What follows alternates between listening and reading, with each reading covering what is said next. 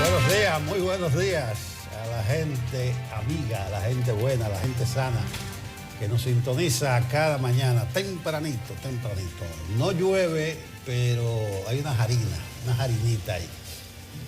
Pero sigue el cielo encapotado. Miren, señores, dos cosas, brevemente. Hoy hay una reunión en la Junta que le llaman reunión cumbre. Hay algunas confusiones. Yo espero que los partidos entiendan y hayan leído la invitación. La invitación es, me la releí ahora mismo, para los partidos que hayan definido precandidatura o tengan aspirante a la presidencia. Y dice propio, o sea, no con alianza, para que no vayan, yo apoyo a Luis, yo apoyo a Leonel, yo apoyo... No, son los partidos que tienen al día de hoy definido su precandidato a nivel de la presidencia o los aspirantes a la presidencia. Yo creo que la aclaración es sana, porque yo veo que todos los partidos dicen, nuestro delegado va a ser tal, el mío tal. Si usted no tiene candidato a la presidencia, ni aspira a alguien de su partido a la presidencia, usted no tiene nada que buscar ahí. Por ahí va a ser el primer punto de confusión, pero yo espero que como son gente mayorcita, no haya ningún tipo de problema. Solo los partidos que hayan definido precandidatura o tengan aspirante a nivel presidencial, dice la convocatoria de la Junta. El tema, discutir el marco regulatorio de la pre-campaña y de la campaña. La gente dice, bueno, ahí es que la admonición, no necesariamente, aunque si van a discutir el marco regulatorio, lo que dice la ley, imagino que van a aterrizar en los problemas que tiene una parte de los partidos con la Junta. Creo que aquello debe servir para quitar un poco de extrañeza al ambiente. Se ha enrarecido un poco. Ha aportado algo la Asociación de Industria de la República Dominicana, una comisión de la Asociación de Industria en busca del diálogo, del acercamiento. Ha visitado a los principales partidos, no sé si le dio tiempo de visitar al pleno de la Junta Central Electoral, y qué bueno que organizaciones de este tipo, del empresariado, de la sociedad civil, estén recobrando esa participación en la agenda nacional. Eso antes, ustedes recuerdan los diálogos, el diálogo tripartito, el diálogo nacional, los empresarios, la sociedad civil, las universidades, las ONG contribuían mucho a ese diálogo, ahí liderado por Agripino Núñez, pero eso se ha ido diluyendo, principalmente por la política. Las organizaciones de la sociedad civil, algunas emblemáticas, lo que se han metido a la política, de ahí saltan a buscar un cargo en el gobierno, pero qué bueno que la Asociación de Industria haya hecho este esfuerzo, por lo menos puso su cuota. Lo otro que quiero decir es que ayer se reunió la Comisión Permanente de los Derechos Humanos de la Cámara de Diputados con Hugo Vera del Intran. Ahora se le metió en la cabeza a los diputados o a la Comisión de Derechos Humanos el que modificar la ley 6317. Dice que es un problema de derechos humanos, tanta gente que muere en accidentes de tránsito y también el caos vehicular. Bueno, cada loco con su tema, porque yo creo que el problema de la ley 6317 es que no se cumple en su mayor parte. Esa ley trajo como 40 reglamentos, lo bajaron a 22, a 23, porque eran demasiados. Después lo bajaron a 15, pero la mayoría de esos reglamentos ni se han hecho, ni tampoco se cumplen las disposiciones de la ley, de la multa, de la fiscalización, de que los motoristas tienen que registrarse. Entonces, ¿para qué van a modificarla? Pero es loable el intento de los diputados, porque realmente el asunto del tránsito en este país va de mal a peor. No solamente las muertes viales, sino el caos en el tránsito. Ayer yo hacía una reflexión, muchacha, cuando yo iba para mi casa. Aquí están acabando con la calidad de vida de uno. No es posible que de aquí de la de Fillón, nosotros estamos a la Núñez, ahí no hay 400 metros, usted dura 20 minutos, y que de la de Fillón al 9, que no hay kilómetro y medio, usted dura 40 minutos. En el 9, señores, hay 3 carriles, 2 que lo normal, otro por aquí, y se juntan 7 líneas de vehículos, y todo el mundo pugnando por meterse. Y cuando usted llega a la autopista con la 27, ahí es que esa pintura dura. Porque 6 y 7 carriles tienen que cruzar ahí por 3. Entonces, la recomendación, Hugo Vera, esto no es un problema de mucha teoría, interviene rápidamente ahí los puntos críticos. Con 4 metros resuelve lo del 9. Y la 27 con Isabel Aguiar. Dice que es el punto peor que hay en el país. Y los funcionarios lo que vienen aquí a hacer promesas. Bueno, yo sé que Delín va a estar con nosotros la semana que viene. Delín le dijo que iba a hacer una vía sur-norte en la Luperón, ahí en la acera de La Guardia, del Ministerio de Defensa, eso hace como año y medio que lo prometió. Aquí tuvo un funcionario y nos dijo, en febrero ya usted va a ver que el 9 se va a resolver. Mientras llega febrero, resuelvan eso. Usted para un trayecto de 7 kilómetros no puede llegar a su casa en hora y 10, en 50 minutos.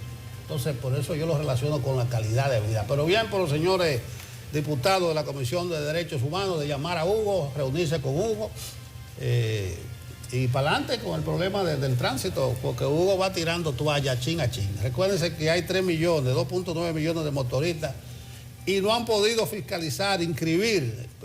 registrar 700,000 y dejaron eso. Bueno, 2.200.000 motoristas que andan por su cuenta. Buenos días, buenos días. Caramba, qué buenos días. Sí, hombre, sí. Qué buenos días. Miren, hay 3 cosas rápidas que quiero puntualizar el día de hoy. No sin antes mencionar el crimen múltiple de Dajabón, noticias negativas quizás, pero que ustedes deben de saberla, y de que además hay informaciones de inteligencia de que una banda haitiana estaría detrás de la muerte violenta de estas personas. Ahí hay disparos en un ojo, evidentes aspectos que tienen que ser tratados por las autoridades, que aparentemente ya le siguen el rastro y los datos los ha dado la fiscal de Dajabón. La ONU ha cifrado en un informe que ha emitido este pasado fin de semana en miles las personas que han muerto hasta entre enero y junio de este 2023 en Haití por el tema de las bandas. Decir que hay bandas en República Dominicana responsables de acribillar familias completas, 4 personas miembros de una misma familia en Dajabón, hacendados, nos hace rememorar otros casos que también han pasado de la misma manera. Van 3 o 4 casos, todos atribuidos a ciudadanos nacionales haitianos que ahora se sabe que en este caso son miembros de una banda. La situación de Haití, sin duda, que pareciera que siempre está a un paso del abismo, pero en este caso ya nosotros sabemos que el paso que faltaba para el abismo se dio y uno no sabe qué va a pasar. Pero hay un dato interesante. Este mes sale de la cárcel un preso muy importante para Haití que está detenido en Estados Unidos por tráfico, que es Guy Philippe, que era jefe de la policía en 1990, que se convirtió en paramilitar y que se dice o se habla de él que es parte de los que podrían atizar la situación de Haití para que en vez de mejorar se complique. Ya se sabe que en los próximos 15 días el señor Guy Philippe podría ser sacado y deportado hacia Haití. Y uno no sabe qué va a significar en un peso específico que esta persona salga de la cárcel, justamente por lo que está viviendo Haití. Lo que sí nosotros sabemos es que mientras más delincuentes armados, más si son paramilitares, que ayudan y colaboran a que esta situación efervescente que tiene Haití de violencia siga subiendo y esto siga afectando a República Dominicana, pues más alto tenemos que mantener las varas de la seguridad que tenemos en este país. Hablar de bandas haitianas en el territorio, sea en el litoral fronterizo, entiéndase Dajabón, Elías Piña, Montecristi, toda esa parte del país, no deja de ser algo que debe darle mucha preocupación a las autoridades. Estamos hablando de una familia de 4 que ya por datos que da la Fiscalía se sabe que supuestamente fueron víctimas de una banda haitiana. ¿Cuántas más personas caerán en República Dominicana para que se haga una limpieza de manera literal de las bandas que tiene el país? Ayer el presidente dijo que si hay que cerrar la frontera, se cierra de una manera determinada, queriendo dejarle saber a la población que por dejar la frontera abierta no va a exponer a más riesgos a la gente que está ahí, o que si simplemente las cosas no se llegan a un acuerdo, si no hay un punto de avenencia por los diferentes puntos que hay sobre la mesa en temas de discusión con ese país, pues República Dominicana no tiene ningún tipo de temor de cerrar la frontera, establecer mano dura. Pero mientras eso se da, ciudadanos dominicanos, víctimas inocentes, están viviendo también parte de la realidad que tiene Haití cuando no tienen tranquilidad en sus propias casas y por una situación indeterminada van y le meten un tiro en un ojo a uno, un tiro en la frente a otro y así sucesivamente van uno por uno y ejecutan los miembros de una familia. Hay que ponerle el ojo al tema de la seguridad. Decir que la delincuencia es baja, probablemente sí, pero aquí no estamos hablando de delincuencia, estamos hablando de bandas armadas que cruzan desde Haití para República Dominicana y eso tiene que tener una respuesta a la medida del problema. Y sé que las autoridades ciertamente sí pueden estar en eso, pero ojo al Cristo. Estamos hablando en los últimos días de temas vandálicos importantes. Hay provincias del interior que hablan como Mao de que no pueden dormir tranquilo por la crecida de las bandas y dicen que hay haitianos involucrados.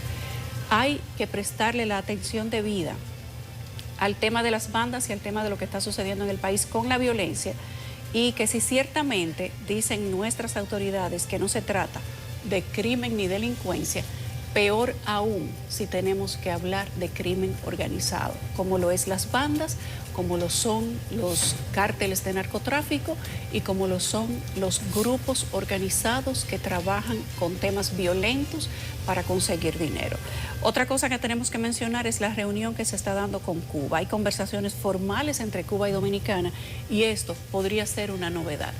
Ciertamente, en determinadas ocasiones, la diplomacia internacional ha regido con quién habla y con quién no República Dominicana. En este momento, el canciller Roberto Álvarez se encuentra teniendo conversaciones en Cuba con el gobierno y ayer tuvo una reunión con el presidente de esa isla, Díaz-Canel, y se habla de profundizar las relaciones de amistad y cooperación entre los dos países. Ayer se reunió también con la ministra de Relaciones Exteriores, Josefina Vidal Ferreiro, y se dice que la visita está siendo sumamente efectiva. Ambas partes están hablando de la voluntad de continuar ampliando y profundizando las relaciones entre las dos islas. República Dominicana, que es aparentemente el líder económico del Caribe, está haciendo su diligencia para aumentar su liderazgo en parte de su región y qué bueno que eso se está dando de esa manera. Hay que liderar también el tema de las relaciones diplomáticas, pero con una mano quizás más firme para que la diplomacia internacional no se coma la seguridad de la República Dominicana en materia de países que están más cercanos. Bueno, buenos días, Yolisa. Buenos días, Nelson. Interesante eso que comentas sobre la reunión del canciller de la República y una delegación, a mi juicio, supernumeraria en La Habana. Muchos funcionarios de la Cancillería, del Ministerio de Relaciones Exteriores, habrá que ver cuál es el alcance de esta reunión. Se sabe que el 15 y el 16 hay una cumbre de países liderados por China, por Rusia, por Cuba, que van a tener ahí una suerte de encuentro. Horas antes de la Asamblea General de Naciones Unidas, que como saben ustedes se inicia el 17 de septiembre. Dicen que el presidente Abinader estará por confirmar, no lo han dicho todavía sus representantes, pero habrá que ver si unas horitas antes de pararse en el podio de Naciones Unidas hace una escala ahí en La Habana, en la tierra de José Martí. No voy a hacer demasiadas consideraciones sobre lo que opino de manera personal sobre el régimen cubano. Para todo el mundo eso está más que claro que es una dictadura, pero entiendo que evidentemente el gobierno dominicano tiene que hacer sus aprestos para entablar relaciones hasta desde la perspectiva del tema migratorio. Hay cifras de cubanos que vienen a la República Dominicana y que están utilizando los canales que también utilizan los dominicanos para viajar a Estados Unidos. La mal llamada vuelta por México, la mal llamada vuelta por Centroamérica, por El Salvador, todos los esfuerzos que se pueden hacer en materia de apoyo y movimiento de migraciones controladas y no así de dar espacio a los que se lucran de la desgracia humana, porque nadie sale de su país por gusto, señores. Casi nadie decide por voluntad, ya yo no quiero vivir aquí, me voy para otro lado. Son poquísimas las personas que tienen que hacen ese movimiento. Compañeros, hoy es el día de la Madre Teresa de Calcuta. Un día como hoy, en 1997, murió esta mujer albanesa de origen, pero que decía que su tierra era el mundo, que su nacionalidad era el mundo. Hace unos días yo coloqué una partecita de un programa que tuvimos con el queridísimo Freddy Ginebra, en Siendo Honestos, en donde él recordaba a la Madre Teresa y estuve leyendo algunas cosas sobre ella y fíjense que menos de una semana después resulta que coincide con su día. Para esta jornada yo solo voy a citar una frase de ella. Jamás he visto cerrárseme puerta alguna. Creo que eso ocurre porque ven que no voy a pedir, sino a dar. Hoy está de moda hablar de los pobres. Por desgracia, no lo está hablarles a ellos. Y decía Freddy Ginebra que hay que dar hasta que duela, citando a la Madre Teresa de Calcuta. Y dar no lo que sobra, dar lo que duele. Y que en la medida en que uno va renunciando a esas cosas que a uno le duelen para dárselas a otro, dígase tiempo, dígase espacio de vivienda, dígase ese encuentro con la persona que no necesariamente le resulta tan grata, en la medida en que uno va renunciando a eso, pues uno termina siendo un poco más feliz. Así que hoy, Día de la Madre Teresa de Calcuta, yo creo que vale la pena un poco de esa filosofía para encaminarnos hacia una vida más plena y más feliz. Compañeros, nuestro compañero Francisco Medrano está listo, valga la redundancia, para hablarnos de las portadas de este martes 5 de septiembre. Hola, Frank. Muy buenos días.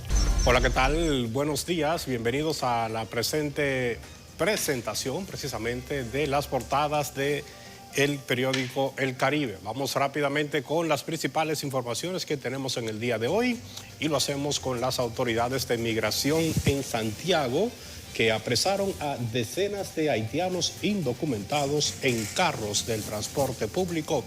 Luego los subieron a las camionetas para depurarlos y deportarlos hacia su país.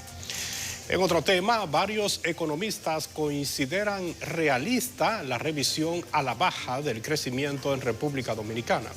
Expertos valoran que las autoridades reconocieron que la expansión del 4% era una meta imposible de alcanzar debido al entorno mundial.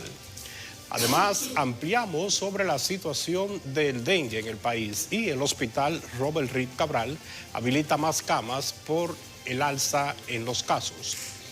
Vamos a cerrar las principales en portada del periódico El Caribe con el cierre de la Feria Internacional del Libro Santo Domingo 2023. Finalizó en la noche de ayer en la Plaza de la Cultura. Esta edición estuvo dedicada a la escritora Janet Miller. Les invitamos esta mañana también para que puedan verificar la contraportada del periódico El Caribe con informaciones del mundo de los deportes. Y ahí está Marilady Paulino, que regresó anoche al país y fue recibida por las autoridades, familiares y amigos. La velocista dijo que apuesta a la fortaleza mental. Vamos a acceder a nuestro portal digital www.cdn.com.do para presentar otras importantes informaciones a nivel nacional e internacional, como esta de los policías que custodiaban a los prisioneros que se fugaron la semana pasada cuando trasladaban desde la cárcel de La Victoria hacia un tribunal en San Pedro de Macorís.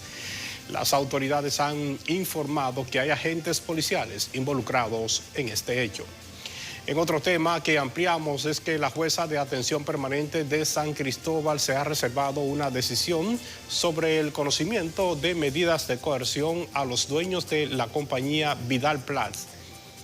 Bueno, y atento a esta advertencia, no se dejen engañar.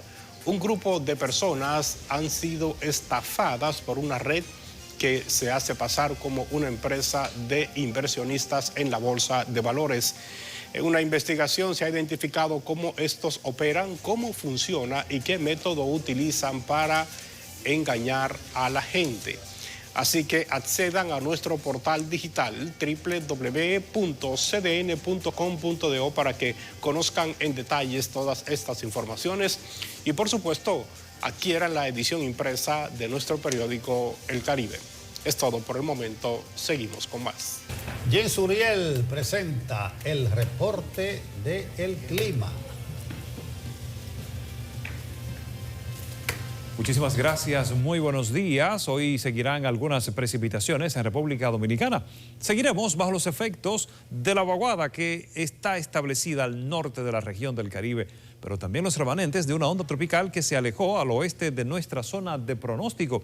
Ha dejado algunos remanentes nubosos en el país para aportar algunas lluvias ahora en el transcurso de la mañana hacia el sur, sureste, también hacia el este del territorio nacional. Después del mediodía aumentará la nubosidad hacia la región del Cibao. Es decir, tendremos mayores posibilidades de precipitaciones hacia el noreste, norte, noroeste y cordillera central. A partir de mañana empezarán a llegar estas partículas de polvo del Sahara que se establecerá en el territorio nacional hasta el viernes. Así que regresarán las partículas para aumentar la sensación térmica y los procesos alérgicos. Y mucha atención, porque en el Atlántico Central está avanzando un disturbio atmosférico que podría convertirse en una depresión tropical durante los próximos días. Los modelos de pronóstico están estimando que se mueva hacia el oeste-noroeste y será el viernes que se acerque a las Antillas Menores para definir su trayectoria respecto a nuestra región. Algunos modelos estiman que estaría transitando durante el fin de semana muy cerca al norte de la región del Caribe. Así que vamos a estar muy pendientes a la evolución de ese fenómeno meteorológico. Estas han sido las informaciones del tiempo. Bueno, esa lluvia de que le hablé ahorita es una vaguada que todavía se resiste a marcharse. Jim Suriel y el clima. Está odiosa esa vaguadita. Pero está dando unos amaneceres hermosos. Eso sí. Bueno, todavía era hermoso de ayer, Naranja Oye, completamente. Ayer me mandó un videíto nuestro amigo Franklin Guerrero de ese amanecer bellísimo. Y después Jim Suriel hizo un post, por cierto, explicando cuál es el nombre científico de cuando los amaneceres están así, con ese color como anaranjado, como rojizo. Muy lindo, muy lindo. Tenemos todavía mucha agua y condensación en donde haya aire acondicionado también. Aquí en la puerta de Sedena, apenas uno llega, uno dice, bueno, está haciendo calor afuera. Vamos a revisar los comentarios de ustedes en redes sociales. Ahí está Yolvi Martínez de Jesús diciendo buenos días mi gente. Hola Yolvi, también Albanelli familia. Hola Alba, buenos días. Juan Carlos Gómez, buenos días equipo. Ya tengo el sentimiento, con ese Juan Carlos, que en nuestro país es más espuma que chocolate con el tema haitiano. Me disculpo con las autoridades correspondientes, pero es mi simple opinión. Claro, no, usted no tiene que disculparse, esa es su opinión. No hace falta disculpar. Kelvin Torres, a sacar las sombrillas, querida Catherine. República Dominicana tiene mucha agua, mucha lluvia. Rafi Rodríguez, quiero hacer una pregunta a ustedes, específicamente a las autoridades. ¿Por qué solo se habla del tema de la inmigración con los haitianos? ¿Solo son ellos ilegales en el país? ¿Es solo ellos que están ilegales porque solo a ellos los persiguen? Gracias, Rafi, por tu comentario. Josefina Taveras dice buenos días y bendiciones. También Guadalupe Graciano nos manda saludos desde Los Negros de Asua, donde hay un lío con el tema de la barcaza y las autoridades haciendo de las suyas, ¿no? O sea, a todo el que vaya a grabar parece que lo maltratan. Presten la atención al asunto de Los Negros de Asua. También Héctor Franco con nosotros. Nuestros vecinos están enraizados en cada espacio de nuestra vida y parte de ellos lo aprovechan para hacernos daño. La ley 6317 está muy adelantada. Esa es la de tránsito. Sí, yo decía, no, eso está hecho para Europa. Sí, no nos gusta acatar ninguna regla, dice Héctor. Yo digo que por algún lado hay que empezar, por algún sitio hay que empezar. Rafael Emilio Soto Jiménez, Jim Suriel tiene que seguir su campaña de radares porque si no se quedarán palabras. Cuando haya otra tormenta vuelven y lo mencionan. Dice el presidente que eso ya está en licitación y creo que dijo que ya estaba casi en proceso de adjudicación, que hay 2 nuevos radares. Uno, entiendo yo que dijo que estaba más para Santiago y otro para Montecristi, ¿me equivoco? Uno en el centro Uno exacto. Y otro más al norte. Más al norte. Con nosotros está por aquí Dalvi Rodríguez, hablando, él está en Dajabón. Dice, el asesinato de estas 4 personas, lamentable, una pareja de esposos, su hijo, ocurrió en la comunidad La Barrera. Sí, de eso vamos a hablar un poquitico más adelante. Gracias, Dalvi. Si tienes más datos sobre, no sé, esas cosas que la gente del pueblo sabe, pues escríbenos. Si se sabe, si realmente están persiguiendo a uno que está fugado. Hay uno que dice la autoridad, o sea, la policía, que le dieron de baja, literalmente, hubo un enfrentamiento, dicen, y le quitaron la vida. Y hay otro que está, creo que detenido. Creo que ese es el balance aproximado preliminar que da la Policía Nacional. Jeffrey Rodríguez, buenos días, despierta, gracias. También habla del tema haitiano. Dice que eso le ha salido de las manos al presidente. Él está en las terrenas. Gracias, Jeffrey. Felipe Padilla nos manda saludos. Él está hablando de apagones en Santiago y recibos duplicados. Eso da más pique. O sea, que usted no tenga luz y que además tenga que pagar doble. Como el flaco que tuvo que comprar una batería extra. Decía, en 8 años yo no estaba pensando en batería y ahora me ha tocado ya comprar batería nueva. ¿Quién le paga eso al flaco?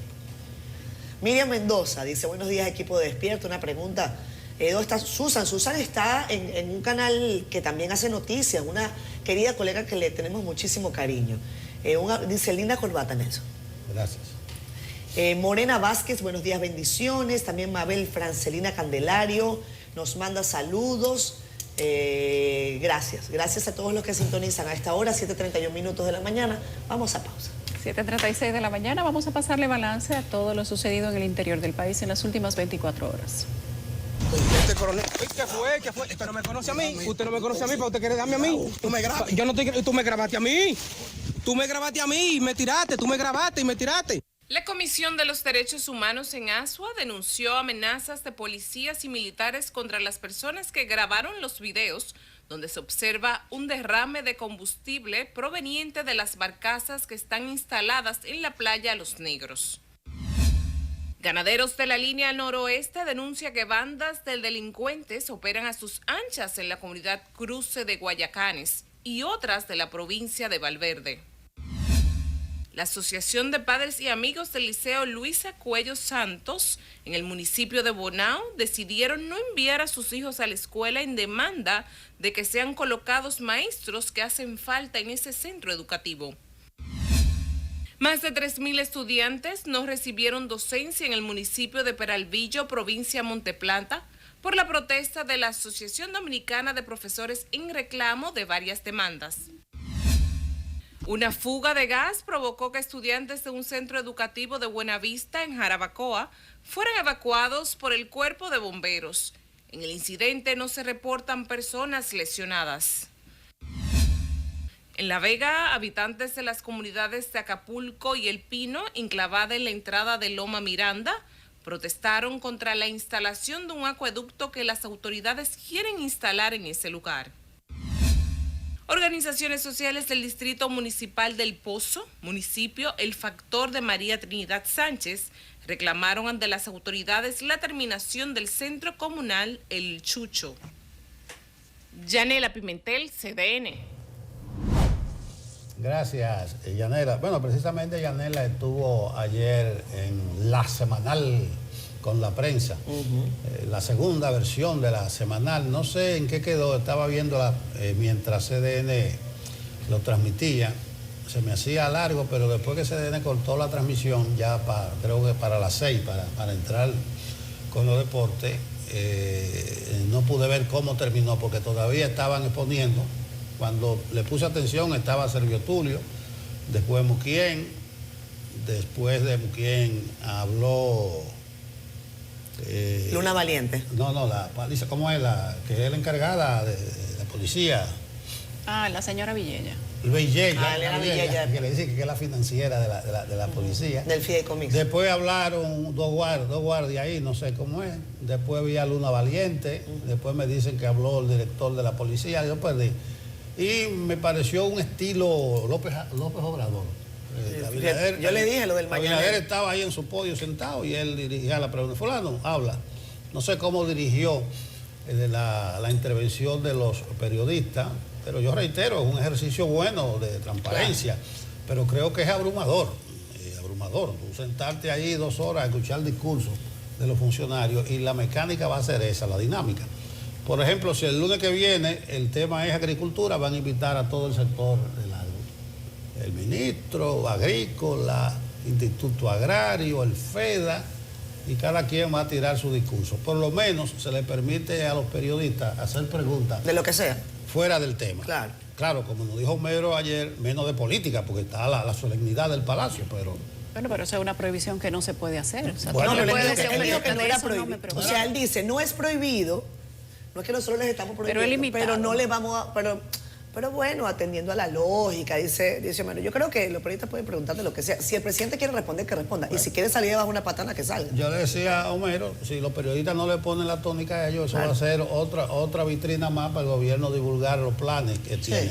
Precisamente Yanela Pimentel. Pero tú sabes que a la oposición que haga también lo mismo, que haga una semanal igual. La oposición responde. La oposición semanal. Claro. Bueno, oye, y que hagan un foro ahí también. No está mal. Porque lo que es igual no es ventaja. Mira, bueno, yo pero la ventaja del gobierno es... No, si la oposición convoca, van los medios también. Bueno, podrían ir los medios, pero no. Pero ni modo. Yanela le preguntó a Abinader sobre la fuga de los 2 presos estos. El presidente dijo hubo complicidad y dio algunos detalles. Hay un policía preso.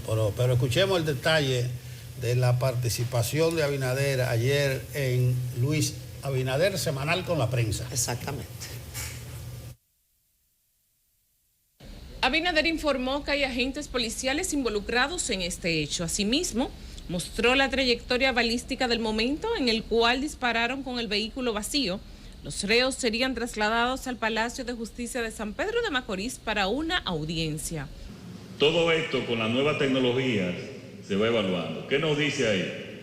Que esas balas la tiraron cuando no había nadie en el carro. ¿Qué nos dice? Que hubo complicidad. Porque si no, estuvieran muertos todos los que estaban en el vehículo. Y por eso nosotros en un video, en la entrada, en la salida, cuando el policía que va de bola se ve con el interno, se dan un abrazo. Entonces es el primer policía que nosotros le hemos presentado ante el Ministerio Público. El primer mandatario exhortó a Johnny Oscar Charles Juan, conocido como Plumita, uno de los reos que escapó y quien está prófugo, a que se entregue. Y yo repito de que le conviene que se entregue aquí o en otro país. Durante el encuentro, la semanal con la prensa, el presidente Luis Abinader explicó que la mayoría de los hechos violentos que suceden en el país son por conflictos sociales y que 301 ciudadanos perseguidos por hechos delictivos se han entregado de manera voluntaria a las autoridades. La semanal es el encuentro que se realizará todos los lunes con el primer mandatario, donde se tratarán diversos temas. Yanela Pimentel, CDN.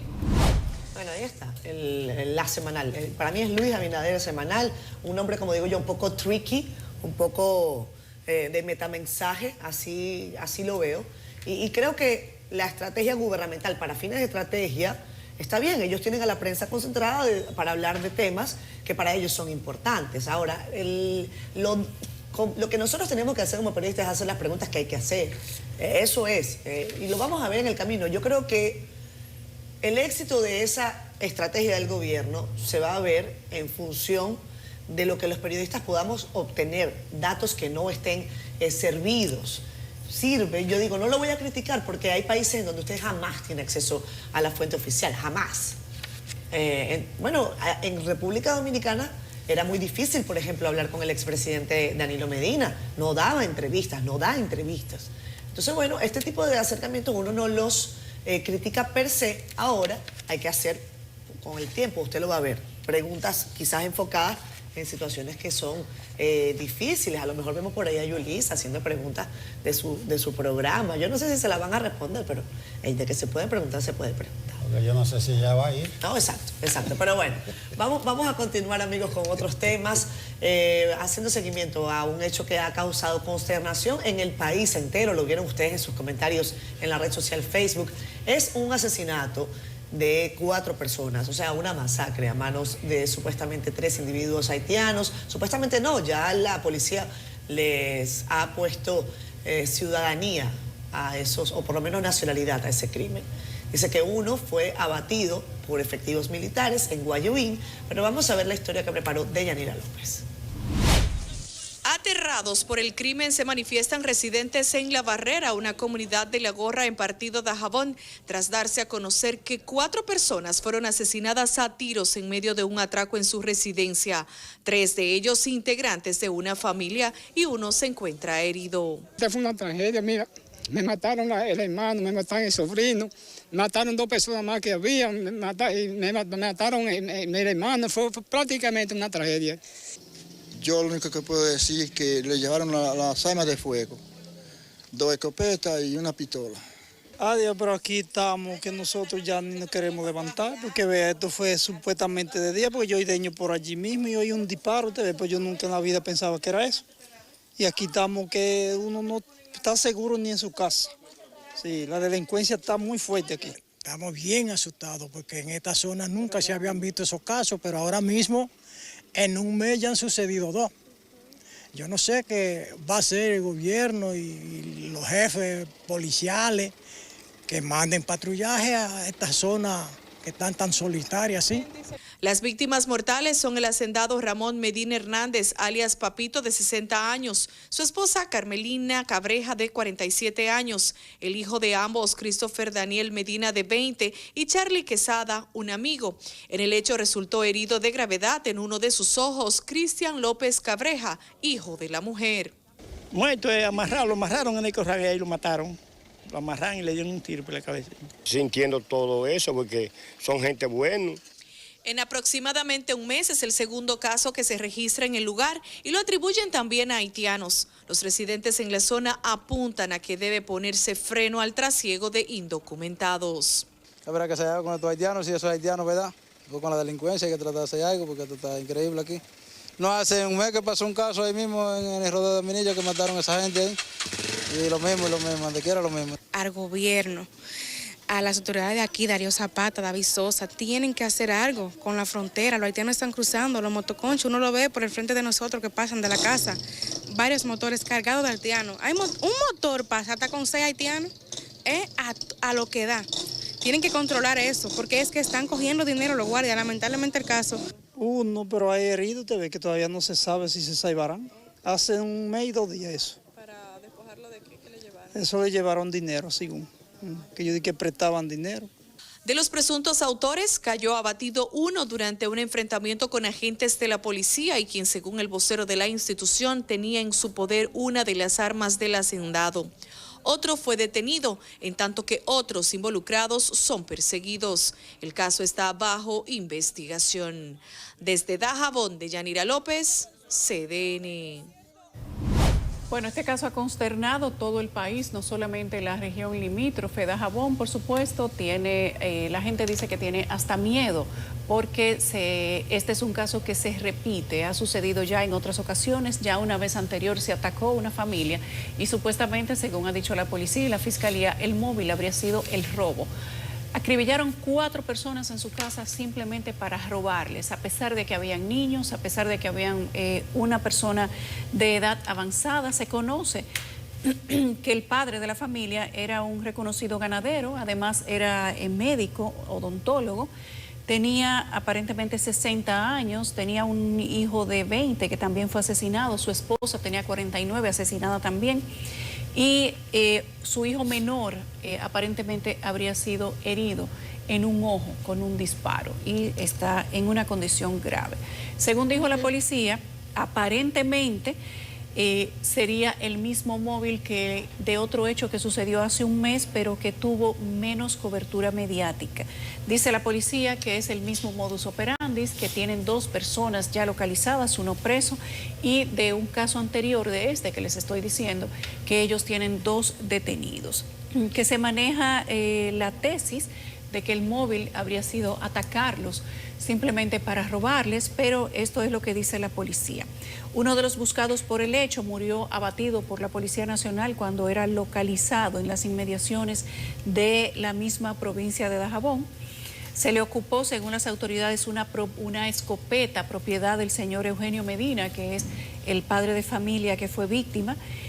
Ayer se refirió, como decía Nelson hace un momento, el presidente de la República, y decía que lo tenían cercado a uno de ellos y que había uno que estaba preso. Y ahí fue donde se dio la información de que uno había caído en manos de la policía. Según han dicho las autoridades, los ciudadanos del entorno se encuentran atemorizados. Si ya se sabe que esto es una banda, qué bien que la policía está haciendo los aprestos para detenerla. No se sabe cuántos miembros de esta banda son, cuántas personas la componen. qué tan armados están. Lo que sí hay que decirle a la ciudadanía en ese lugar es que tiene que defenderse, es que tiene que encontrar la manera de protegerse. No hay 3.000, o decía el presidente ayer, se necesitan 32.000 policías más. En este momento hay aparentemente 33.000 y con eso no da abasto. En la zona limítrofe del país con Haití es donde menos policía hay, muy pocos para proteger a toda la ciudadanía, pero de un robo probablemente es quizás imposible que las autoridades puedan estar prevenidos para que alguien o algunos, como el caso de la banda, entren a su casa. Este sería el 4º caso de este año en el que nacionales haitianos delincuentes, porque no todos los haitianos lo son, pero sí miembros de bandas, entran a hogares de hacendados y los asesinan de una manera violenta y cruel para quitarles lo que tienen. Ya lo propio había sucedido en la zona norte del país, 2 casos en poco tiempo. El caso de Santiago, de Víctor Herarte, también asesinado supuestamente por un haitiano empleado que no se sabe si era miembro o no de una banda.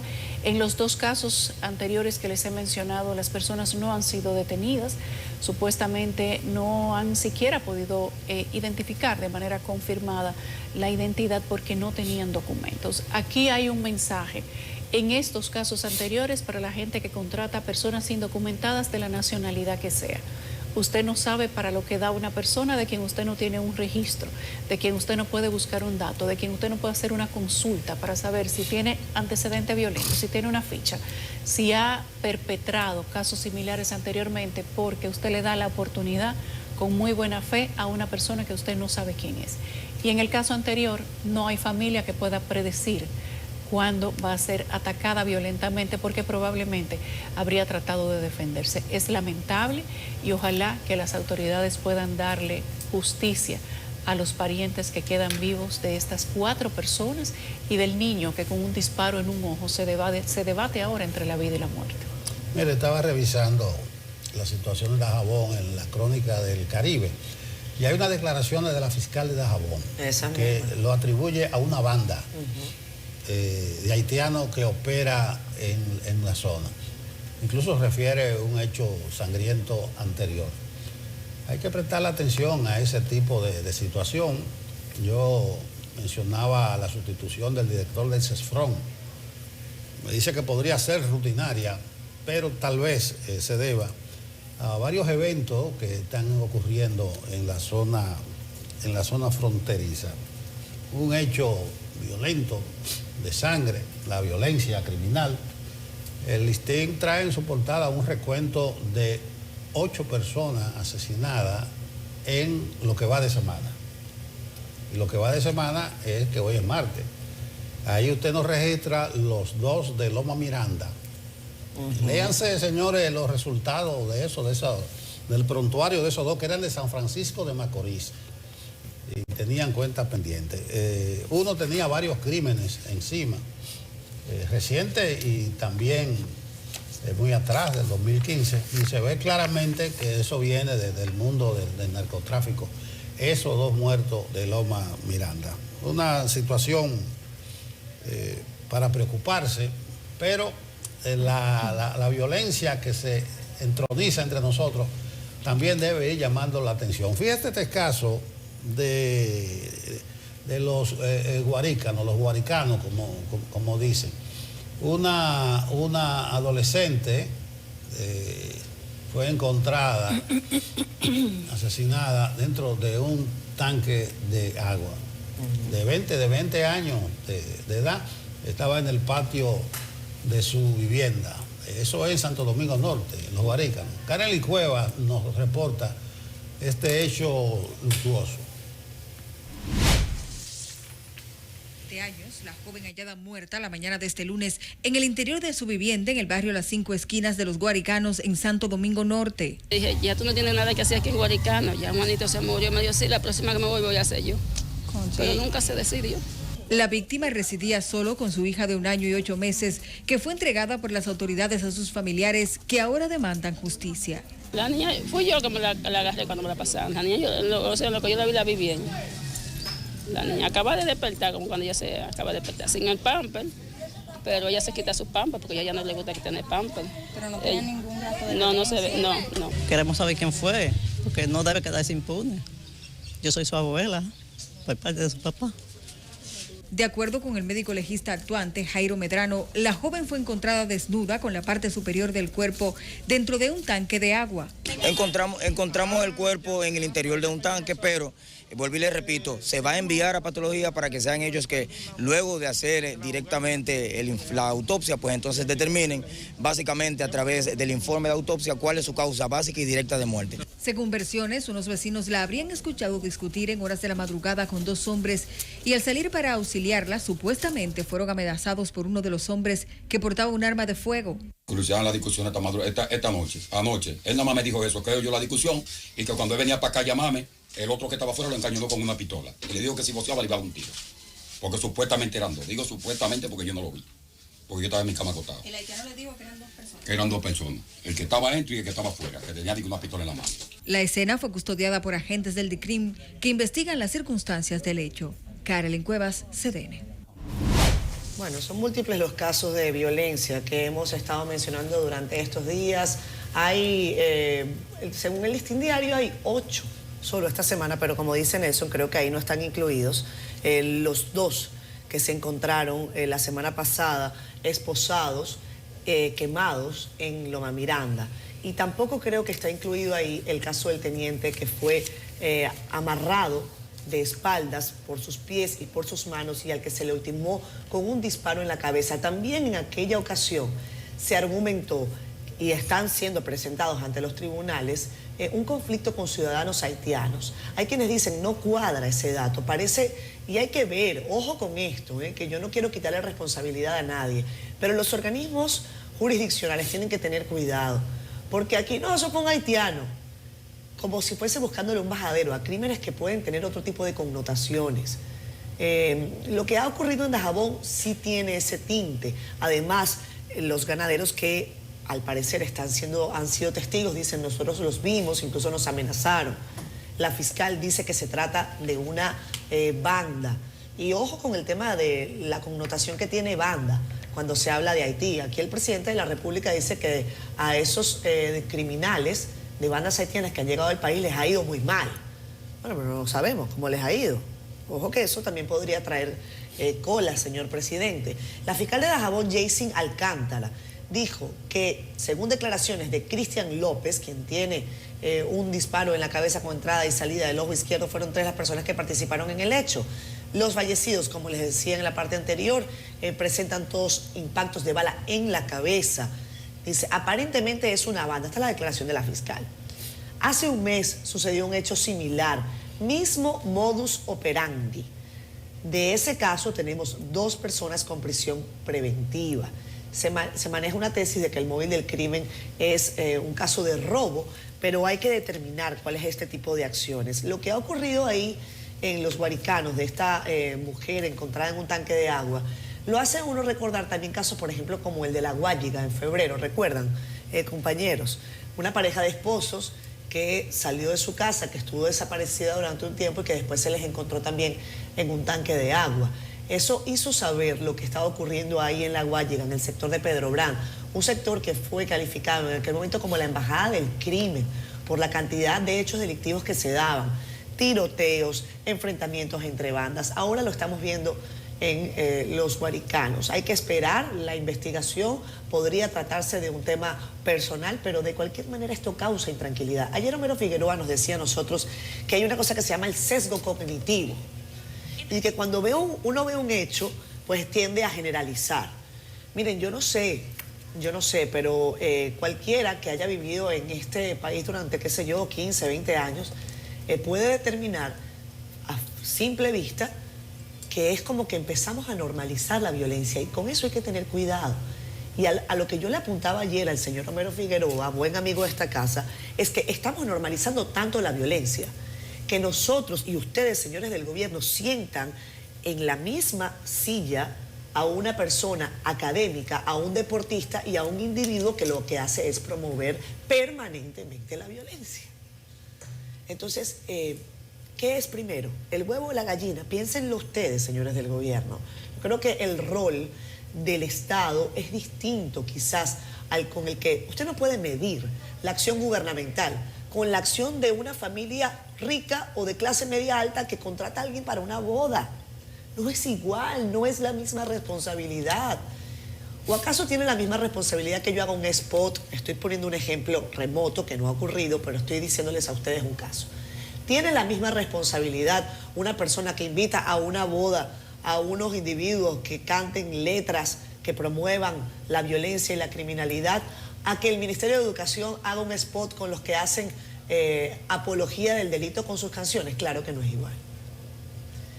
Que Nelson, Yulisa o Catherine se tomen una foto con un individuo que promueve ese tipo de cosas por X o Y o Z, cosa que no hacemos, pero en fin, no tiene la misma dimensión a que el presidente, la primera dama, cualquiera del gobierno, pues esté permanentemente avalando esas acciones. Eso es algo que no hay que ser demasiado inteligente para saber. Pero, en fin, cada quien tiene su visión. Es sumamente preocupante que quienes representan el gobierno central digan o normalicen ellos mismos la violencia que está sucediendo en el país y que además digan que es una especie de hipérbole que hace la ciudadanía y que las cosas no son como son, que las cifras no son exactamente esas, pero que el hecho de que la población se sienta atemorizada corresponde simplemente a que cuando ve un hecho que le parece grandilocuente, lo normaliza y entonces le parece que todo lo que sucede se relaciona con el mismo tipo de caso.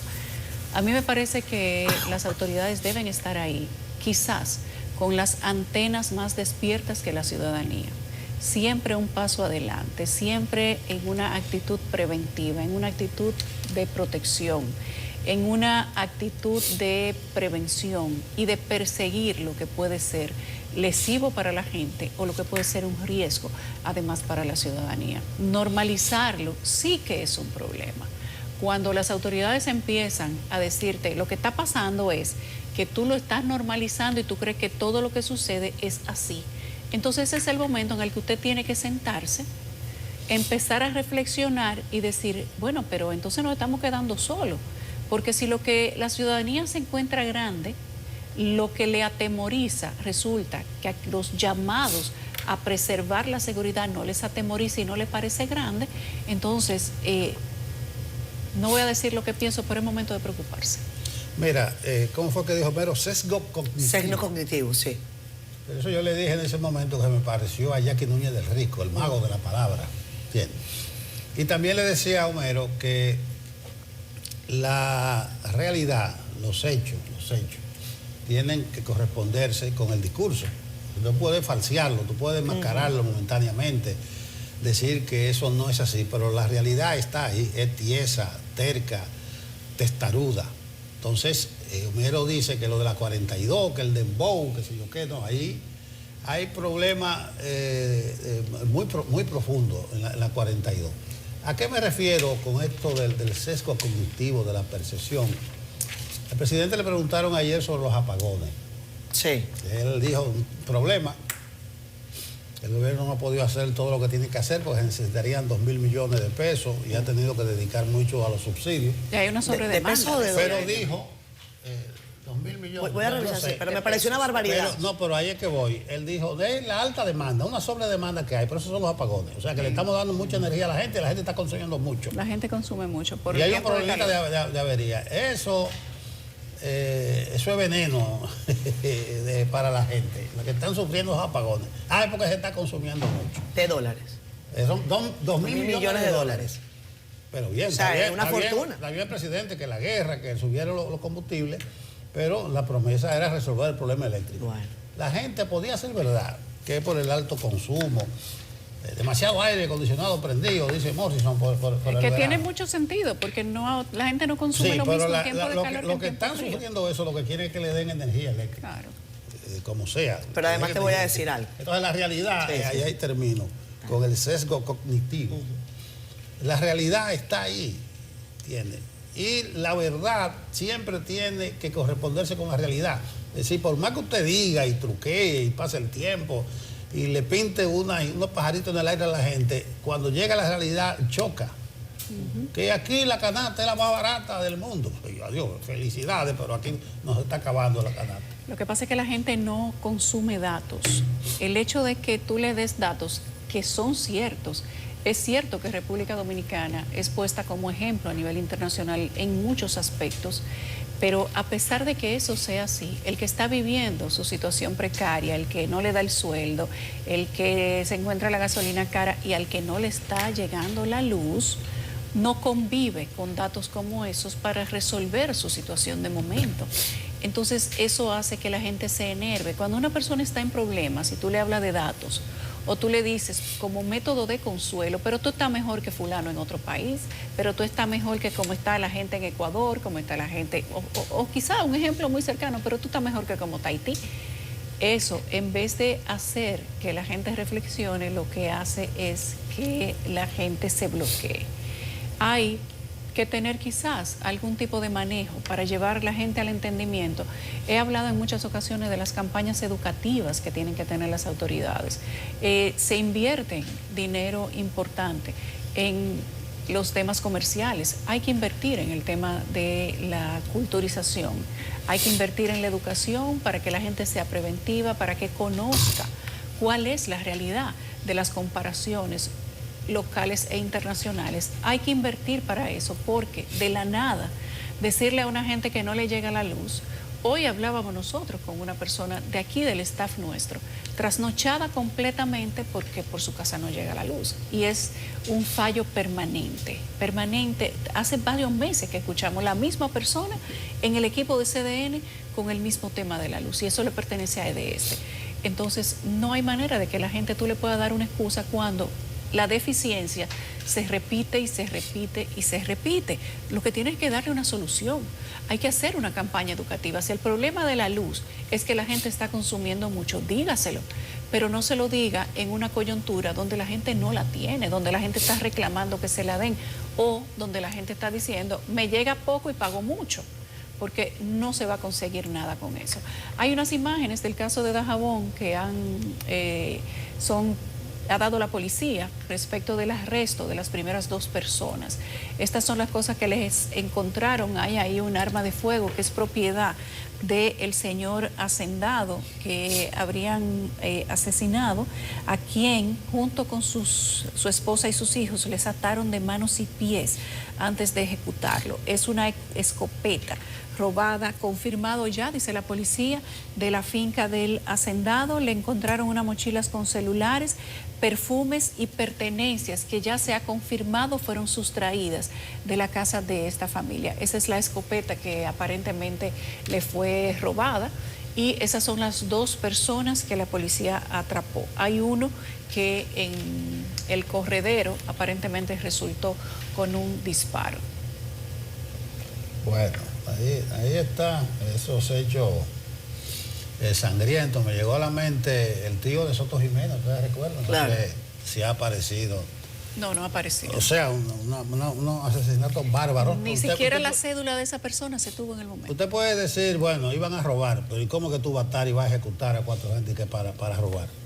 Bueno, amárralo, que si yo qué, pero eso llama la atención. Eso es un asunto ahí. Ahí está esa realidad, que es la misma realidad que hablábamos de los apagones y de las cosas. Hablando con una amiga, ahora que tú mencionas un empleado, y me dice que esta fecha es compleja, uniforme, útiles, libros. Claro. Un joven que está en tercero de la secundaria. Yo, el trabajo tuyo de los alquileres, yo lo hice el domingo. Hice un ensayo con parte de los empleados. ¿Quiénes viven en caso alquilado? ¿Y cuánto tú pagas? 13. Yo, pues tú ganas 27. 13 de alquiler. Ahí está. El 88% del salario se va en alquiler. Nosotros hicimos el mismo ensayo. Hicimos un ensayo similar también cuando estábamos confirmando las cifras, porque a nosotros también nos pareció una cifra alta, como decía el vocero de la presidencia ayer. Bueno, esa cifra hay que confirmarla, decía él. Nosotros la confirmamos antes de publicarla. CDN y el Caribe no publican una información que no tengan confirmada. Al menos nosotros tenemos eso como como norma, no sé, a veces quizá tener mucha relación con los medios informales, con la gente que publica violencia, con la gente que publica cosas que no confirma, hace que a veces la gente se confunda y le diga a quien no le tiene que decir que la información hay que confirmarla. Un medio responsable, decente, formal, que confirma todo lo que publica. Nosotros lo confirmamos, que la mayor parte del salario de la gente que vive en casas alquiladas se le va en alquiler. Y hemos hecho el ejercicio incluso internamente aquí y le hemos preguntado a nuestros colaboradores y compañeros cuáles son los salarios versus los valores que pagan en alquiler, y nosotros hemos quedado asombrados. Pocas cosas nos sorprenden, pero hemos quedado sorprendidos con eso, y no tiene que ver necesariamente con una responsabilidad directamente del gobierno, porque ahora cada cosa que se publica, pues hay una especie de escozor permanente, porque se piensa que todo lo que se dice está apuntado hacia el gobierno, y no es de esa manera. Las cosas son como son y están ahí porque suceden, y si suceden hay que buscar la razón por la que sucede. No necesariamente cada vez que un medio de comunicación publica una información se está acusando a nadie, se está exponiendo cuál es la realidad que vive la gente, y esa es nuestra responsabilidad. Para eso nosotros estamos aquí, y antes de publicarla, les reitero, nosotros primero lo confirmamos. Y es cierto que la gente, la mayoría de ciudadanos vive en casas alquiladas, y nos preguntaban ayer justamente, ¿y por qué no la compran? Bueno, pero si vive, el que puede comprar va a alquilar. Hay cosas que, preguntas que se caen de la mata, pero las aceptamos también. Lo cierto es que de ese gran universo, de más del 60% de la población en general que vive en casas alquiladas, pues lo que tienen que pagar de alquiler es mucho más, quizás la mayor parte del salario que reciben. Y estamos hablando de una población de clase media hacia abajo. De eso se trata, de buscarle soluciones, no necesariamente de culpar a alguien, pero hay veces que usted publica cosas y de una vez alguien se siente aludido. Nosotros aquí publicamos las informaciones cuando las tenemos. Al que le quiera servir el sombrero, ¿qué podemos hacer? La jueza de atención permanente de San Cristóbal, Violani Erasme, se ha reservado el fallo respecto de la solicitud de medida de coerción a los propietarios de la compañía Vidal Plus por la explosión que hasta ahora lleva 37 muertos y 59 heridos. Rafael Lara con la historia. Por lo avanzado de la hora, la magistrada Erasme fijó para este martes a las 2 de la tarde la decisión de la medida de coerción. Están sujetos a un preliminar de conciliación y el Ministerio Público no agotó eso, y por consiguiente el Ministerio Público violó el debido proceso, que es un derecho fundamental consagrado en la Carta Constitutiva de la República Dominicana. Los bomberos van a pasar de héroes a villanos, porque resulta que el famoso informe pericial, entre comillas, que hicieron los bomberos, se lo entregaron al Ministerio Público el 30 de agosto, pero al síndico de la gobernadora se lo habían enviado el 18 de agosto. Evidentemente de que esa es una prueba que ya está contaminada. Solamente son argumentaciones que han sido presentadas. La jueza al momento de ponderar verificará lo que es la contundencia de su alegato y verificará además la contundencia de la respuesta. Por su lado, familiares de las víctimas reaccionaron indignados luego de que un disco light de la campaña de reelección del alcalde José Bienvenido Montaz pasara a todo volumen frente al Palacio de Justicia. Que no se ha mencionado a todos los que tienen que estar allá arriba. Pero le digo a José Montaz hoy, que le he dicho al Señor, por algo que me mostró, tú eres mi abogado. Y pueden pasar 30 años y José lo paga. Dice la palabra. ¡Asesino, coño! ¡Salga, pueblo de San Cristóbal! ¡Salgan y reclaman justicia! ¡Asesino, coño! ¡Reenvíen y reenvíen porque saben que ellos no son los culpables! ¡Coño! Además, personas que defendieron la inocencia de los dueños del Vidal Plus también se pronunciaron. Haciendo campaña pasa por ahí una burla. Eso no es justo, tienen a alguien que es inocente y todavía pasan por ahí una burla con un musicón. Eso no se hace. Un pueblo sufriendo y ese señor en el medio del tribunal con una música, religiéndose, burlándose del pueblo de San Cristóbal y con un inocente preso. Eso no puede ser en este país. Se recuerda que el Ministerio Público pide 1 año de prisión preventiva contra Eduard Vidal y su esposa Maribel Sandoval, mientras que contra su hija. Presentación periódica. Rafael Lara, CDN. Bueno, quizá es algo normal, común y corriente que una jueza aplace la decisión o se reserve el fallo de una medida de coerción. Pero hay que entender el momento que vive San Cristóbal y en especial la gente impactada directamente por esta explosión. Por eso la gran sensibilidad. La gente quiere respuesta. En este caso, que aparezcan culpables. En este caso, que haya consecuencias. Y de ahí esa reacción. Pero no queremos interpretar los motivos que tuvo la jueza de atención permanente, Violani Erasme, para reservarse el fallo. Pero entendemos la indignación de la gente de San Cristóbal. No ha sido poca cosa lo que ha ocurrido ahí. No, claro que no, son 39 víctimas. Sin contar aún las que no han tenido ninguna información sobre el cadáver de su familiar, de su ser querido.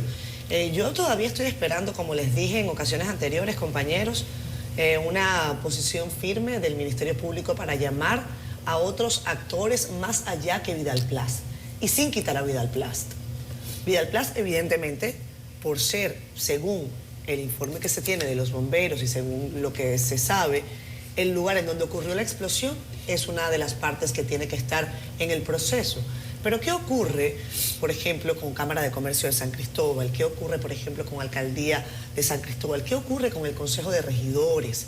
Todo lo relativo a Vidal Plast tiene que ser investigado en las instancias administrativas, normativas, municipales. Porque si algo nos puede dejar de lección esto, además del tema del manejo de los residuos, del manejo de los productos químicos, del manejo industrial, de la ley de ordenamiento, es el tema de la revisión y supervisión de las autoridades municipales sobre los entes comerciales que están cerca o lejos de las viviendas y de los sectores como este, donde había muchísima actividad. Yo hasta ahora no he visto, estoy revisando si la Cámara de Comercio de San Cristóbal se ha pronunciado. Entiendo que es una de las más antiguas del país, Nelson. Y no hay ni una palabra. Entonces, yo creo que no se puede, insisto, culpar a priori, incluso de manera penal, a las personas que llevaban o no esto, a menos que el Ministerio Público tenga algún dato más, pero vean ustedes que se ha pospuesto este fallo sobre solicitud de medidas de coerción contra los propietarios de la compañía Vidal Plast. Yo creo que esa investigación debe ser más amplia. Deberíamos conocer también qué otros elementos están girando alrededor de lo que ocurrió allí, el acompañamiento a las familias. Ayer prendieron velas, lo vieron ustedes, la gente está incluso pidiendo que limpien el área porque hay gusanos, hay moscas, el olor es terrible, ahí lamentablemente no se puede estar. Infectólogos dicen, bueno, claro, es que ahí hay material orgánico. Todo eso está generando una situación aún más compleja para San Cristóbal.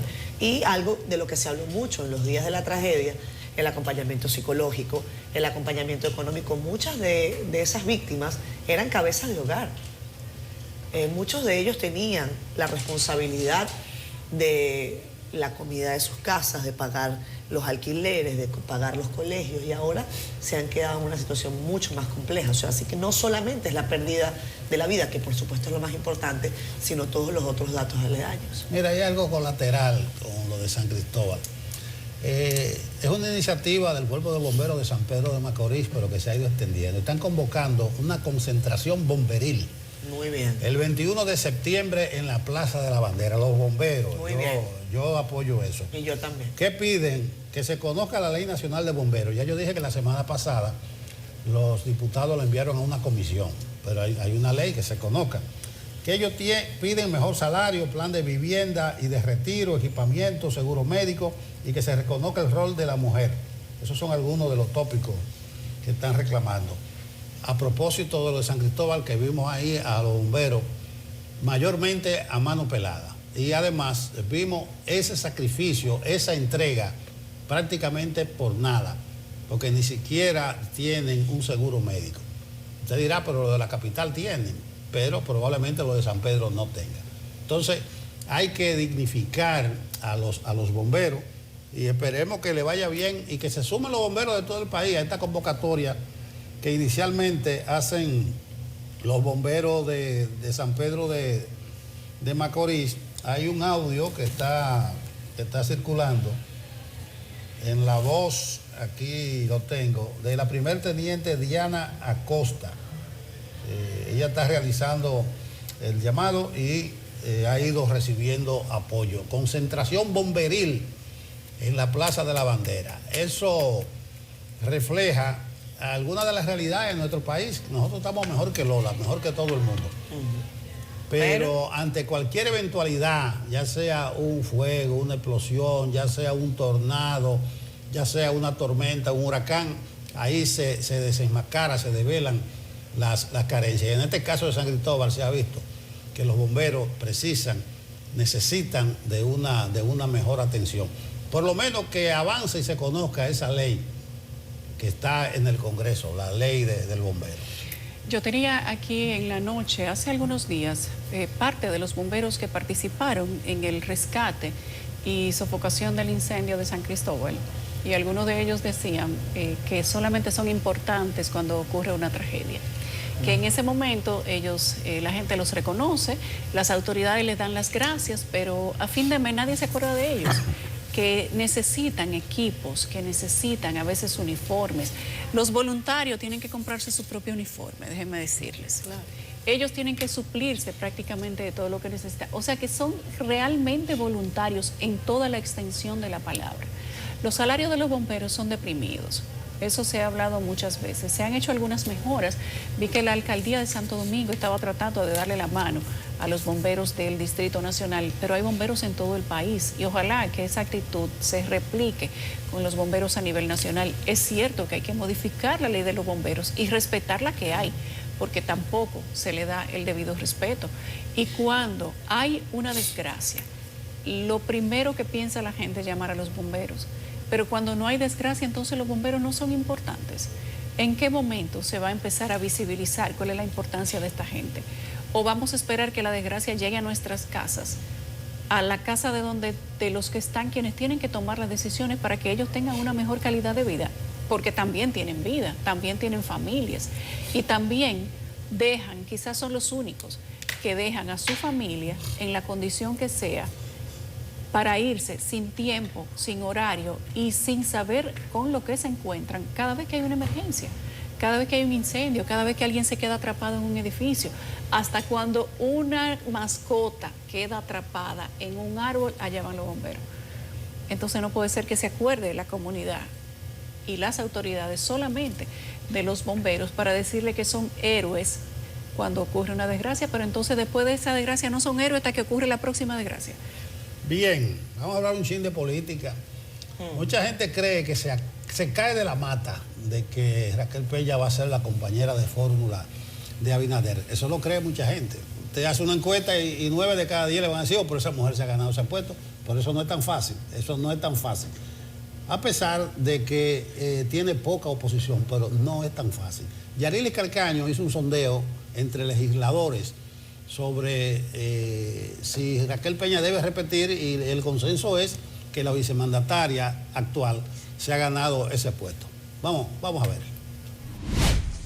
Luego de que el presidente Abinader levantara la mano a Raquel Peña durante uno de sus primeros actos reeleccionistas el fin de semana, muchos dan por un hecho que esta será escogida nuevamente como su compañera de boleta. De acuerdo, pero si ha funcionado bien, ¿por qué cambiar? Doña Raquel se ha manejado muy bien, es una mujer muy trabajadora y yo le doy un 10 de 10. Vicepresidenta trabajadora, diferente a toda la vicepresidenta anteriormente. El binomio es visto como el ideal entre los PRMistas, quienes en su mayoría aseguran que la vicemandataria ha puesto a prueba sus condiciones políticas en múltiples ocasiones.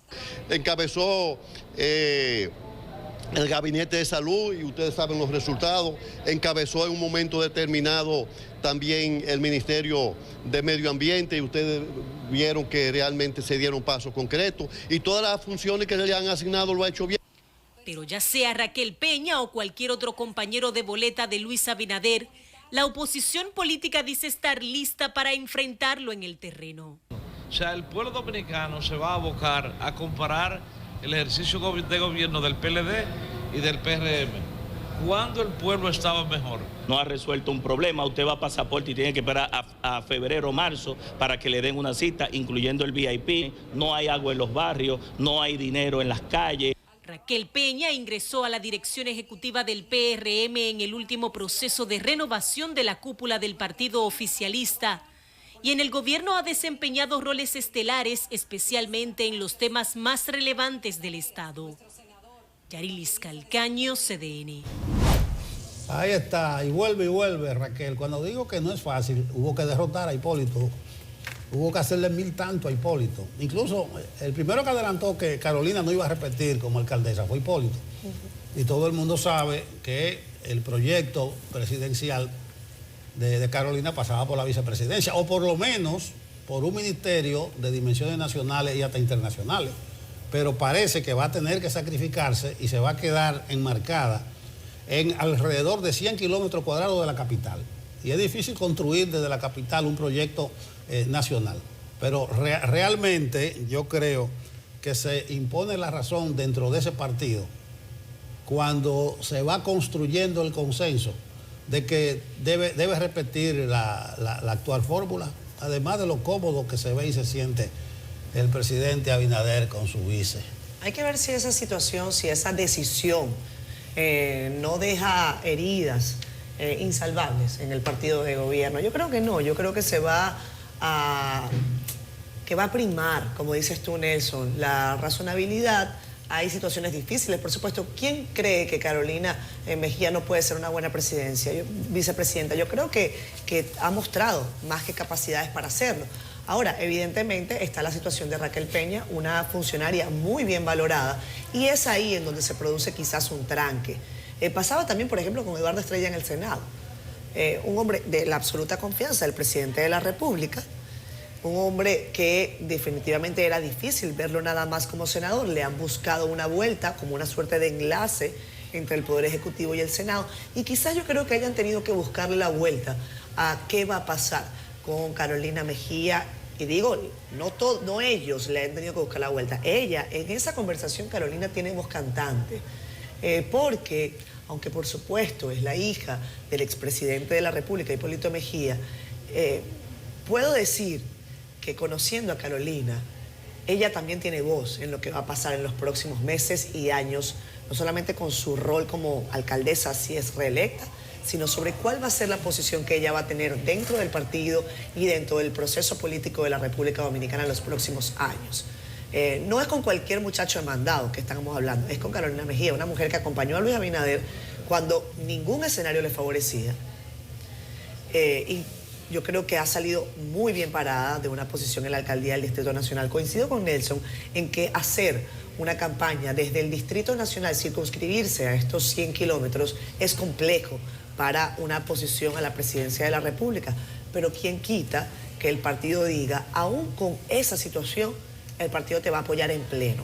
Quizás es una obligación, es un compromiso. Hay que ver, amanecerá y veremos. Mientras tanto vamos a conectar con D'Angelo Reed. Está en el Robert Reed Cabral, Hospital Infantil de Santo Domingo, para evaluar cuáles son los casos de dengue que se han presentado hasta ahora. Sabemos que hay un repunte, que los casos se están contando. ¿Lo tenemos ahí ya, D'Angelo? ¿Sí? Ahí está listo ahí. Vamos, D'Angelo.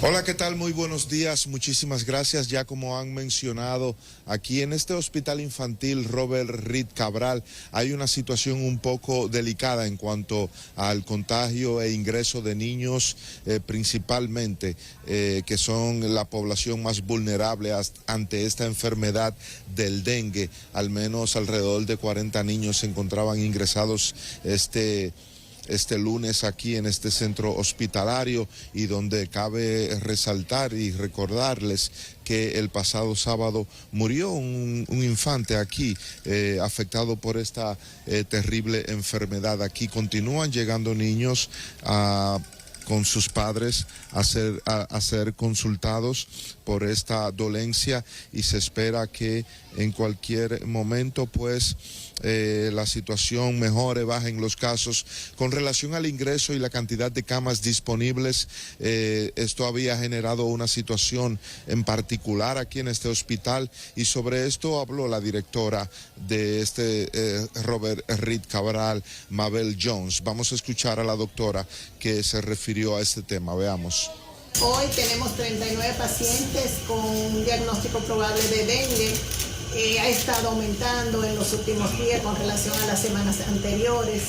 Esta reunión que sostuvimos ahora fue para tomar medidas preventivas y medidas correctivas para poder dar la mejor asistencia, como siempre se ha hecho en el Hospital Robert Reed.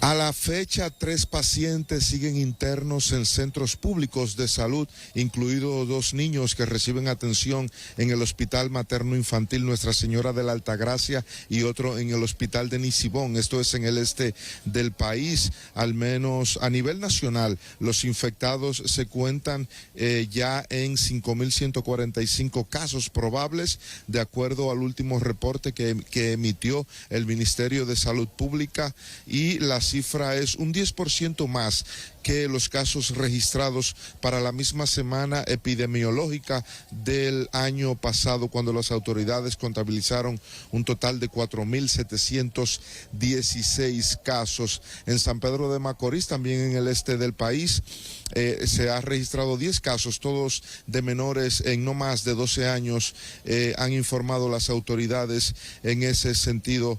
También en el Hospital Pediátrico Regional Universitario Dr. Arturo Grullón se han registrado al menos 163 casos probables de dengue en lo que va de este año, y la recomendación de las autoridades continúa siendo la misma para que las personas, las familias eviten el agua acumulada donde se forman los mosquitos que transmiten esta enfermedad, y que principalmente en esta época del año pues se registran estos incrementos de casos.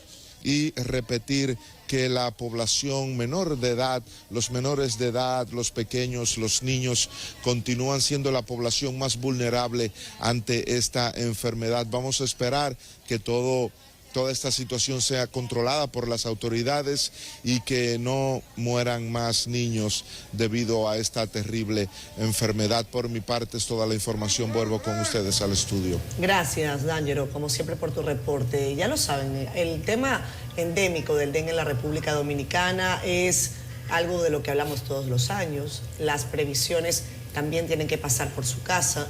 Recuerde tapar los envases de agua que está estancada, cámbiele regularmente el agua a las plantas, utilice, si es posible, repelente, sobre todo en los niños, mosquiteros. Ayude usted también un poquito para que salgamos de esto lo antes posible. Mira, yo tengo un colaborador médico que dice que el dengue lo trajo Cristóbal Colón. No sé si eso será verdad o no. Dice que vino en la Pinta La Niña y la Santa María, y que con todos estos cientos de años, no el sector, la región, no ha logrado resolver el tema del dengue, que no es un tema aparentemente único de la República Dominicana, pero sí es un país donde aparentemente da muy duro.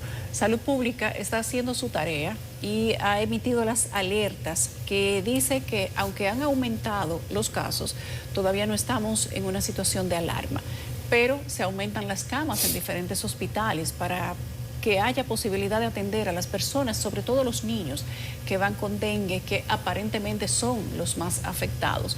Pero hay una composición en el tema del dengue que tiene que ver con los hogares, con las casas, y es la prevención. El tema de la acumulación del agua, los criaderos de mosquitos, que estas acumulaciones de agua permiten esos criaderos, y que la gente haga su tarea con el tema de la basura y con el tema de la higiene, que pareciera que la mayoría de las enfermedades infectocontagiosas o virales tienen una incidencia o tienen un origen con, incluso parte de la prevención, con el tema de la higiene, la prevención, la basura, la higiene dentro del hogar, la higiene con los niños. Salud Pública tiene su campaña de orientación y una campaña de fumigación en los barrios. Ojalá y Salud Pública le prestara a las personas algún número de teléfono o alguna vía para que si hay algunos sectores donde haya mucha presencia de mosquitos, puedan solicitar ellos directamente que Salud Pública vaya a hacer estas fumigaciones, porque ciertamente las cifras están subiendo. Hay un pico más elevado que el del 2022 para esta misma fecha y eso genera una presión en los centros hospitalarios. El periódico El Caribe le hace una cobertura interesante al tema del dengue. Hay varios otros periódicos que también lo hacen y dice este registro que tenemos aquí en Multimedios del Caribe por el periódico que en 2022 se habían registrado 4.716 casos y 5.145 el mismo mes del 2023, refiriéndose a septiembre, con una diferencia de 429 casos en el boletín epidemiológico de la semana número 33. Y que en este mes el pico es mucho más elevado que esos 5.145. O sea que a pesar de que Salud Pública esté haciendo lo suyo, la gente tiene que poner de su parte, tiene que cuidarse y tiene que trabajar con el tema de la basura y los depósitos de agua para prevenir. ¿Ustedes se acuerdan de la campaña aquella de cloro untado? Tanque tapado. Exactamente. Miren, yo no sé, nosotros nos repetimos como la postalita.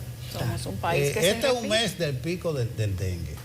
Yo aprendí con Altagracia Guzmán Marcelino, Tati Guzmán, cuando era ministra de Salud Pública. Doña Tatica. Que en la semana 35 comienza el repunte del dengue. Si usted calcula bien, estamos ahora en la semana 33.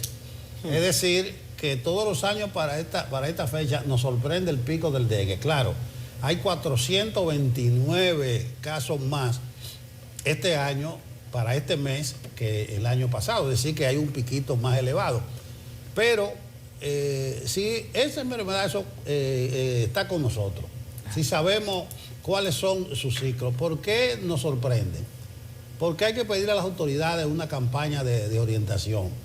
¿Por qué hay que hablar de la necesidad de fumigar, de la higiene? ¿Por qué hay que pedir la integración de la junta de vecinos, de las asociaciones, de las comunidades y de los barrios? Eso es así.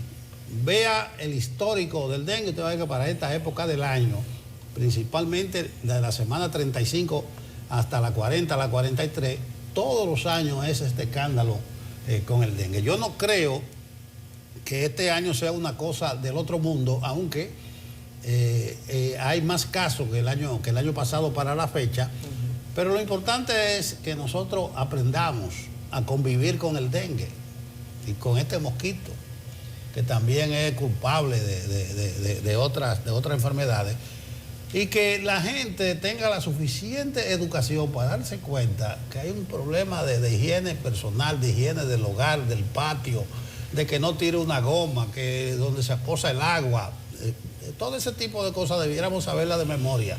Entonces nos alarmamos y todavía hay quienes dicen hay deficiencia en las autoridades. Bueno, yo creo que hay deficiencia porque tiene que tener prevista las autoridades una campaña permanente. Claro. Y en esa campaña, para esta época del año, que se potencie. Y lo que le decía Catherine a Homero ayer, va acá, y no se pueden coger recursos de otras instituciones y hacer una gran campaña.